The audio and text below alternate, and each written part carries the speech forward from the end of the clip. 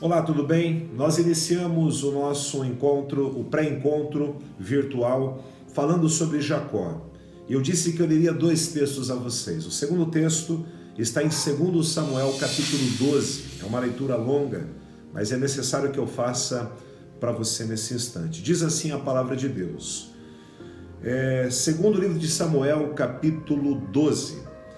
E o Senhor enviou a Davi o profeta Natã. Ao chegar, ele disse a Davi: 2 homens viviam numa cidade, um era rico, o outro pobre. O rico possuía muitas ovelhas e bois, mas o pobre nada tinha senão uma cordeirinha que havia comprado. Ele a criou e ela cresceu com ele e com seus filhos. Ela comia junto dele, bebia do seu copo e até dormia em seus braços. Era como uma filha para ele. Certo dia, um viajante chegou à casa do rico e este não quis pegar uma das suas próprias ovelhas ou dos seus bois para preparar-lhe uma refeição.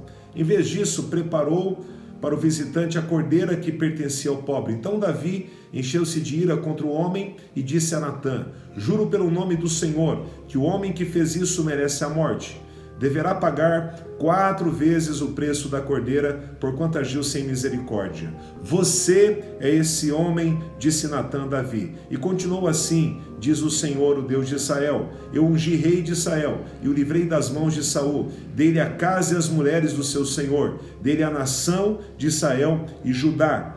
E se tudo isso não fosse suficiente, eu lhe teria dado mais ainda. Por que você desprezou a palavra do Senhor, fazendo o que lhe reprova? Matou Urias o Hitita com a espada dos amonitas e ficou com a mulher dele?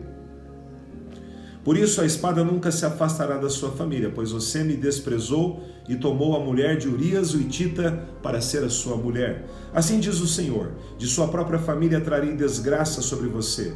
Tomarei as suas mulheres diante dos seus próprios olhos e as darei a outro, e ele se deitará com elas em plena luz do dia. Você fez isso às escondidas, mas eu farei isso diante de todo Israel em plena luz do dia. Então Davi disse a Natã: pequei contra o Senhor. E Natã respondeu: o Senhor perdoa o seu pecado, você não morrerá. Entretanto, uma vez que você insultou o Senhor, o menino morrerá. Depois que Natã foi para casa, o Senhor fez adoecer o filho que a mulher de Urias dera a Davi. Davi implorou a Deus em favor da criança. Ele jejuou, entretanto, entrando em casa, passou a noite deitado no chão. Os oficiais do palácio tentaram fazê-lo levantar-se do chão, mas ele não quis e recusou comer. 7 dias depois a criança morreu. Os conselheiros de Davi ficaram com medo de dizer-lhe que a criança estava morta. E comentaram: enquanto a criança ainda estava viva, falamos com ele não quis escutar-nos. Como vamos dizer-lhe que a criança morreu? Ele poderá cometer alguma loucura. Davi, percebendo que os seus conselheiros cochichavam entre si, compreendeu que a criança estava morta e perguntou: a criança morreu? Sim, morreu, responderam eles. Então Davi levantou-se do chão, levantou-se, perfumou-se, trocou de roupa, depois entrou no santuário do Senhor e o adorou. E voltando ao palácio, pediu que lhe preparasse uma refeição e comeu. Veja que interessante. Seus conselheiros lhe perguntaram: por que ages assim? Enquanto a criança estava viva, jejuaste e chorastes, mas agora que a criança está morta, te levantas e comes? Ele respondeu: enquanto a criança ainda estava viva, jejuei e chorei. Eu pensava: quem sabe, talvez o Senhor tenha misericórdia de mim e deixe a criança viver, mas agora que ela morreu, por que deveria jejuar? Poderia eu trazê-la de volta à vida? Eu irei até ela, mas ela não voltará para mim. Depois Davi consolou sua mulher Batseba, deitou-se com ela e ela teve um menino a quem Davi deu o nome de Salomão. O Senhor o amou e enviou o profeta Natã com uma mensagem a Davi. E Natã deu ao menino o nome de Gideões. Versículo 26. Enquanto isso, Joabe atacou Rabá dos amonitas e conquistou a fortaleza real. Feito isso, mandou mensageiros a Davi dizendo: lutei contra Raba e apoderei-me dos seus reservatórios de água. Agora convoco o restante do exército. Cerca a cidade e conquista, senão eu terei fama de havê-la conquistado. Então Davi convocou todo o exército, foi a Raba, atacou a cidade e a conquistou. A seguir tirou a coroa da cabeça de Moloque, uma coroa de ouro de 35 quilos, ornamentada com pedras preciosas, e ela foi colocada na cabeça de Davi. Ele trouxe uma grande quantidade de bens da cidade, trouxe também os seus habitantes, designando-lhes trabalhos com serras, picaretas e machados, além da fabricação de tijolos. Davi fez isso com todas as cidades amonitas, depois voltou com todo o seu exército para Jerusalém. Eu quero, nesse pré-encontro virtual, depois de falar sobre Jacó, falar com você sobre o rei Davi. Olha que interessante, Jacó não conhecia Deus, apenas sabia das histórias de Deus. Mas com Davi é diferente. Davi conhecia o Senhor. Davi era um homem segundo o coração de Deus. Era um homem que orava, que adorava, que confiava no Senhor, que desde pequenininho aprendeu e conheceu o Deus de Israel. Davi era um homem de Deus, tinha uma vida exemplar, era um homem correto, era uma pessoa que amava Deus, que amava a nação, que amava as pessoas, que lutava por Israel. Davi, ele foi escolhido rei e ele se tornou rei de Israel. No início, o seu inimigo era o rei Saul, que tentou matá-lo, que tentou destroná-lo, que tentou destruí-lo, mas sempre Davi prevaleceu sobre o rei Saul. Davi foi vitorioso em muitas guerras, um homem de batalhas, um homem que aprendeu a ver a mão de Deus e a ação de Deus na sua vida, desde a derrota do gigante Golias e dos filisteus e de tantas nações que Davi teve que enfrentar. Mas, uma certa ocasião da sua vida,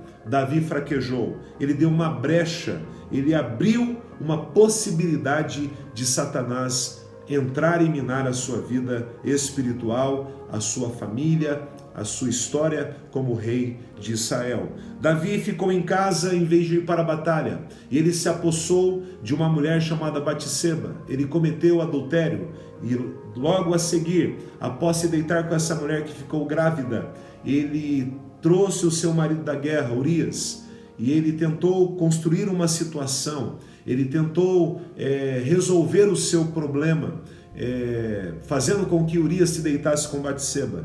Mas Urias era um homem tão fiel ao exército de Israel que ele não aceitou se deitar com a sua mulher. E ele então, percebendo Davi que Urias não se deitaria com Batseba, ele levou Urias até o fronte de batalha e Urias foi morto a mando de Davi. Nós aprendemos com isso aquilo que está no Salmo 42, verso 7, que um abismo chama outro abismo, que um pecado chama outro pecado, que Davi cometeu adultério. Primeiro, Davi não foi para a guerra, deveria ir para a guerra como rei.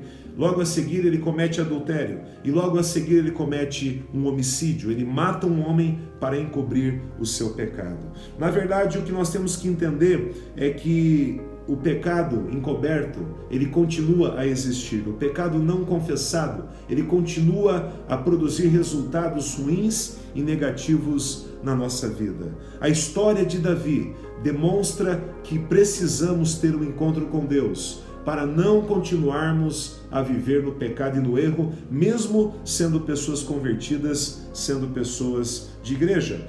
Na questão de Davi, o que me chama a atenção é que, na verdade, ele caiu porque não foi para a guerra.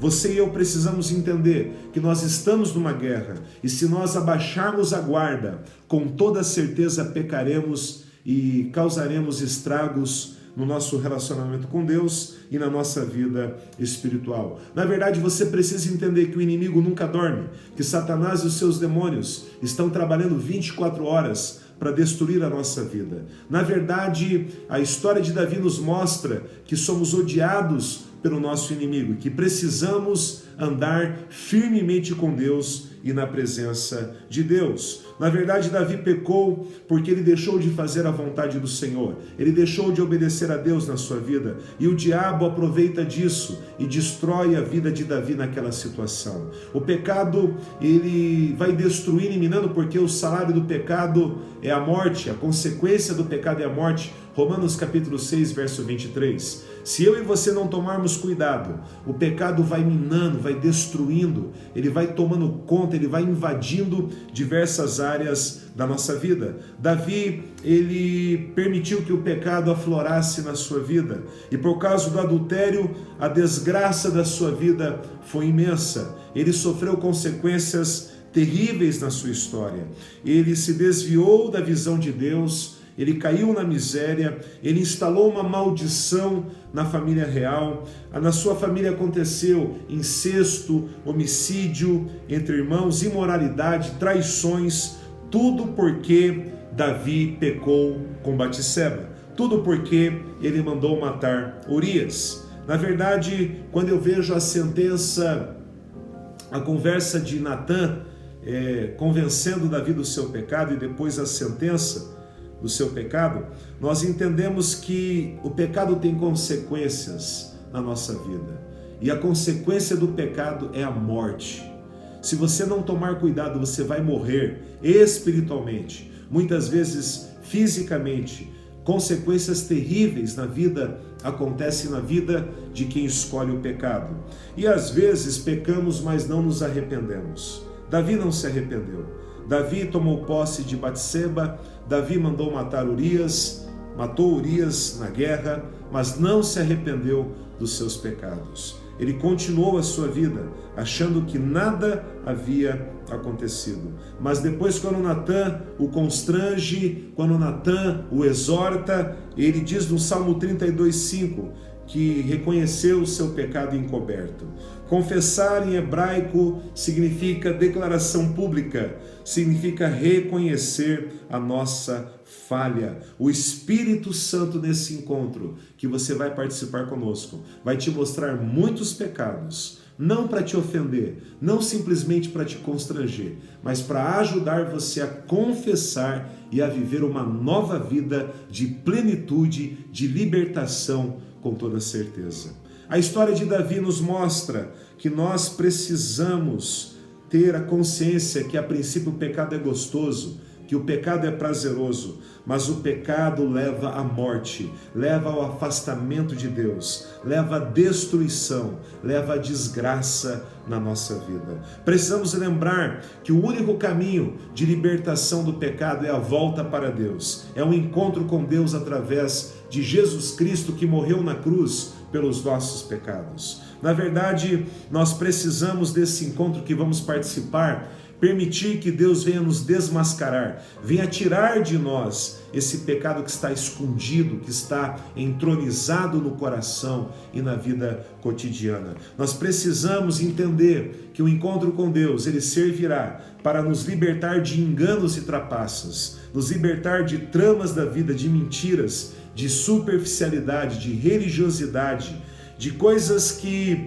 Davi se arrependeu depois que Natã entrou na sua vida. E eu tenho certeza que nesse final de semana que você vai estar conosco, ao entrar na sua vida com as ministrações, o Espírito Santo vai te tocar e você vai receber cura e libertação na sua vida. Nunca mais é o que você vai experimentar. Nunca mais o pecado vai controlar você. Nunca mais Satanás vai ter armas contra você, porque Jesus libertará o seu coração e a sua mente no encontro com Deus. Eu quero convidar você a tomar a decisão de, ao assistir o pré-encontro virtual, a estar conosco no encontro com Deus. Deus honra decisões, Deus honra posicionamentos. E eu tenho certeza que Ele vai ministrar a você e Ele vai curar o seu coração em nome de Jesus.